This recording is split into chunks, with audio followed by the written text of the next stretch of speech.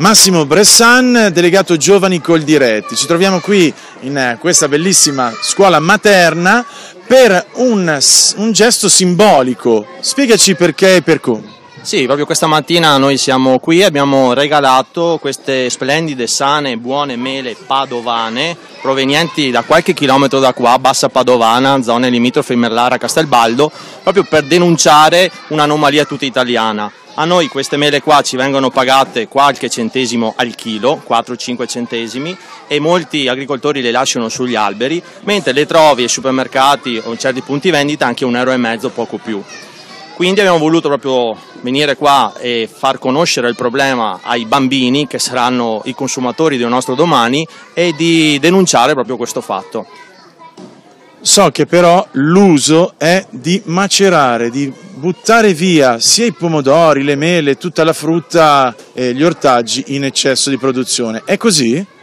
Anni fa sì, era così, poi con le ultime normative non sarebbe più così. Adesso stanno cercando di trovare qualche soluzione, perché dal punto di vista economico molti produttori sono proprio messi male, ma al momento la politica europea non è che abbia trovato una strada giusta come remunerazione, solo che noi come Coldiretti stiamo cercando di trovare una soluzione un po' semplice, cioè quella di scelgo italiano, meglio veneto, cioè cercare di indirizzare i consumatori a mangiare prodotti locali, cercare di introdursi nelle mense come scolastiche o anche quelli degli ospedali con prodotti locali, cioè dire la prevalenza che venga dal territorio per dare una mano alle nostre aziende, e in più anche con la grossa distribuzione cercare di fare di partner ponendo i nostri prodotti nei loro scaffali praticamente. E al governo invece che cosa chiedete?